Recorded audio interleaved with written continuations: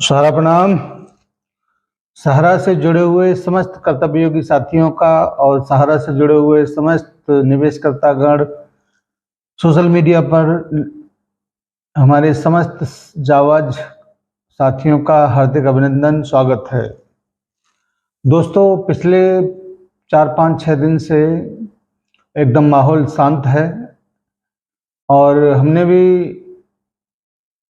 कोई खास इस तरफ ध्यान नहीं दिया, क्योंकि बहुत सारे लोग इस बात को कहते हैं कि अब कुछ होने वाला नहीं है, लेकिन ऐसा है नहीं, क्योंकि जब तक सहारा इंडिया परिवार का मुख्यालय खुला है तब तक बहुत कुछ हो रहा है और होने वाला भी है।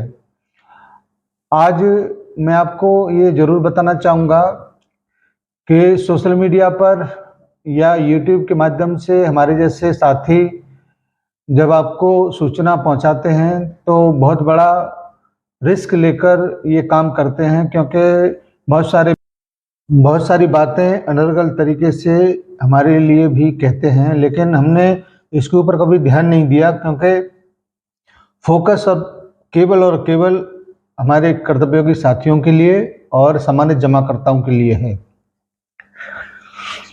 दोस्तों, आप इस बात को मान के चलिए कि सहारा की तरफ से अगर आपको कुछ दिखाई नहीं दे रहा है तो इसके पीछे भी एक रणनीति है, जिसमें इस बात को बोला जाता है कि अगर हम अपनी तरफ से फिलहाल कुछ कहेंगे तो सोशल मीडिया पर मिर्च मसाला लगाकर उसको गलत तरीके से पेश करेंगे, जिससे हमारा जो केस है उस पर भी फर्क पड़ेगा। इसलिए अभी फ़िलहाल में साइलेंट की मुद्रा में है, लेकिन आने वाले समय में इसका जवाब जरूर मिलेगा।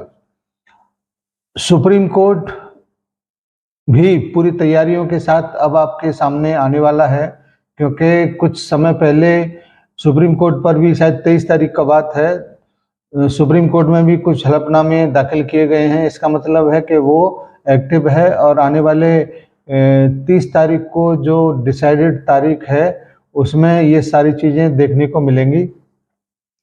आपको ये मैं ज़रूर कहना चाहूँगा कि हम लोग आपके बीच अपनी बातों को लेकर जब आते हैं तो कुछ उद्देश्य होता है कि हमारे साथी इधर उधर न भटकें, उनका थोड़ा सा मनोबल को बनाए रखा जाए। हमारे जमाकर्ता जो बहुत सारी प्रॉब्लम को फेस कर रहे हैं उनकी भी थोड़े से माइंडसेट को थोड़ा रिलीफ दिया जाए, क्योंकि हमारे और आपके हाथ में फ़िलहाल कुछ है नहीं और सब कुछ माननीय सुप्रीम कोर्ट की उस तारीख के ऊपर डिपेंड करता है जिसमें इन सारी मामलों को लेकर बहुत सारी बातें होनी हैं। इस बीच काफ़ी लोगों के माध्यम से ये देखने को या सुनने को मिला है कि ईडी के माध्यम से कार्रवाई हो रहा है या किसी और मुख्यमंत्री के माध्यम से कुछ दिशा निर्देश दिए जा रहे हैं। तो मैं इन सबको नाकाफ़ी समझता हूं, क्योंकि सबसे मेन जो ताकत है सुप्रीम कोर्ट, उसके माध्यम से जब कोई बात आगे बढ़ रहा है और उसको भी लेकर मध्यस्थता के माध्यम से भी कुछ समाधान निकले हैं, उसको लेकर जब माननीय सुप्रीम कोर्ट जब बैठेगा तो निश्चित रूप से आपको इन सारी चीज़ों के महत्व को ख़त्म होता हुआ नज़र आएगा, देखेंगे। साथ ही साथ मैं इस बात को भी कहना चाहूँगा कि जो कार्रवाई सहारा इंडिया परिवार के विरुद्ध हुआ, धारा 142 जो बहुत विशेष शक्तियाँ माननीय सुप्रीम कोर्ट को प्रदान करती हैं, उसके डिसीजन को बदलना मुमकिन नहीं है। इसीलिए इसका एक बीच का रास्ता निकाला गया कि कोई ऐसा रास्ता निकाला जाए जिससे सहारा इंडिया का इस मामले को समाप्त किया जा सके। और इसका सबसे बेस्ट तरीका है कि जिन लोगों के बीच में विवाद है उन लोगों को एक मेज पर बिठाकर एक दूसरे की बातों को सुना जाए और इस समस्या का समाधान निकाला जाए। और ये था मध्यस्थता वाला, जिसको सुप्रीम कोर्ट के दिशा निर्देश पर किया गया है। आने वाले समय में इस बात को जरूर प्रमाणित किया जाएगा कि ये कितना सक्सेसफुल रहा। ये तो जब जो हेयरिंग जो होने वाला है, सुनवाई जो होने वाला, उसी में ये सब सारी चीज़ें पता लगेगा। साथियों, बहुत संघर्ष हम लोगों ने देखा है, बहुत संघर्ष हम लोग वर्तमान में भी कर रहे हैं और कुछ लोग हताश निराश होकर तमाम बातों को लिखते हैं, कहते हैं और इन सारी चीज़ों का कोई मायने है नहीं। और ये मायने तभी होगा जब माननीय सुप्रीम कोर्ट किसी दिशा में अपने निर्णय को सुनाएगा और सुप्रीम कोर्ट भी इस बात को मानता है कि सहारनीय परिवार के साथ में कुछ गलत हुआ है। इसी वजह से तो मध्यस्थता वाला रास्ता उसने बताया है और इस रास्ते पे चलकर जो समस्याएं थी उसको समाधान करने का रास्ता भी सुप्रीम कोर्ट ने ही सुझाया है।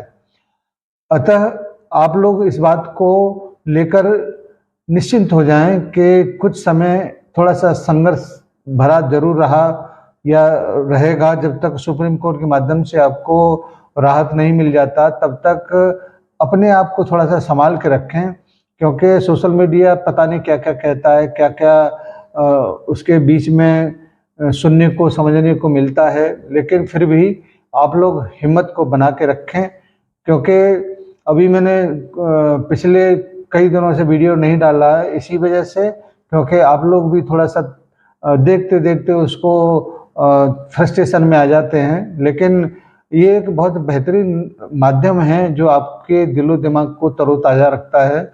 इसमें बहुत सारे लोग आज भी इस वीडियो का इंतज़ार करते हैं कि कुछ सूचना हम लोगों को मिलेगा और इसी वजह से हम लोग आज की इस वीडियो को लेकर आपके बीच में आए हैं। और आप लोगों से मेरा ये गुजारिश इस वजह से रहता है कि हमको चिंता है, सुप्रीम कोर्ट जब करेगा तब करेगा, लेकिन जब तक वो सुनवाई नहीं कर रहा है, जब तक आपको रिलीफ नहीं दे रहा है, जब तक आपको सुनवाई के लिए जो भी संसाधन उसके पास है उसका इस्तेमाल नहीं कर रहा है, तब तक कम से कम एक दूसरे के कंधे पर हाथ रखकर एक दूसरे की बातों को सुनकर थोड़ा सा ढाढ़स बनाया जाए। आज नहीं तो कल उसका समस्या का समाधान जरूर निकलेगा। मैं बहुत कुछ सोचता हूँ अपने साथियों के लिए कि कैसे उनको राहत दिया जाए, कैसे उनको सूचनाओं को एकत्रित करके उनके बीच में रखा जाए, लेकिन एक लिमिट होता है उस चीज़ का भी। हम लोग अपने वरिष्ठों से जब बात करते हैं तो आज की डेट में उन वरिष्ठों के पास में भी ज़्यादा कुछ खास है नहीं। वो भी इस बात को कहते हैं कि भाई थोड़ा सा आप लोग इंतज़ार करें, और इतना इंतज़ार किया है 10-12 साल, तो थोड़ा इंतज़ार जब करेंगे तब उसका जो भी रिजल्ट आएगा आपके लिए पॉजिटिव होगा। इसी वजह से मैं आपके बीच में आकर इस बात को कहता हूँ कि कोई ब्रेकिंग न्यूज़ नहीं, कोई ऐसी खबर नहीं जिससे आपको गलत तरीके से बताया जाए। लेकिन इस बात को हम जरूर कहेंगे कि माननीय सुप्रीम कोर्ट की तारीख की सुनवाई तक हम लोग इंतजार कर सकते हैं और इसके लिए हम और आप निश्चित रूप से तैयार रहें कि आने वाला समय बहुत बेहतरीन होगा और हम इससे ज़्यादा कुछ कर नहीं सकते, क्योंकि भुगतान कब होगा कैसे होगा इसके बारे में बताने का राइट हम लोगों को नहीं है। हम लोग केवल आपको साथ दे सकते हैं, आपके साथ खड़े हो सकते हैं, उसी का प्रयास रहता है। धन्यवाद आज की इस मीटिंग के लिए, आज की इस बैठक के लिए, आज के इस वीडियो के लिए। उम्मीद है कि आप लोग भी थोड़ा सा वेट करेंगे और माननीय सुप्रीम कोर्ट जब सुनवाई करेगा उसकी सूचना हम लोग जरूर देंगे, क्योंकि माननीय सुप्रीम कोर्ट का जो हेयरिंग होगा 30 तारीख को, इसमें हम लोगों की उपस्थिति होगी और जैसी ही सूचना आती है तुरंत आपके बीच तक जरूर पहुंचाया जाएगा। धन्यवाद सभी को और हमारे कार्यकर्ता साथियों को भी कि कम से कम वो लोग अपने आप को संभाले रखे हुए हैं और अपने परिक्षेत्र में अपने जमाकर्ताओं को भी संभाल के रखे हुए हैं। फिलहाल यही अपडेट है, इसके लिए आप सभी को धन्यवाद। सभी साथियों को सादर सारा प्रणाम और हमारे प्रिय निवेशक साथियों को सादर नमस्कार। आपकी प्रॉब्लम समस्या जो है वो माननीय सुप्रीम कोर्ट के माध्यम से सुलझेगा। कोई आंदोलनकारी, कोई चंदाखोर इसको नहीं निपटा सकता, इसीलिए धैर्य बना के रखें। इतना धैर्य बना के रखा है, थोड़ा और सही। जय हिंद, सादर सहारा प्रणाम। सहारा प्रणाम साथियों, यथार्थ की यात्रा सहारा निवेशकों और सहारा कार्यकर्ताओं के मझधार में फंसे रहने के कारण शुरू हुआ था। जब उनके अपने छोड़कर मुंह छिपाकर भाग गए थे। आज लगभग 1 लाख लोगों को यथार्थ की वीडियो का इंतजार रहता है।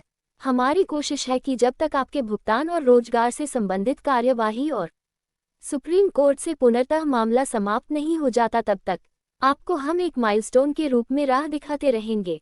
आपका साथ ही हमारी सबसे बड़ी ताकत है, इसलिए हर मुश्किल में साथ खड़े होने का हौसला देने की ताकत हमें मिलती है।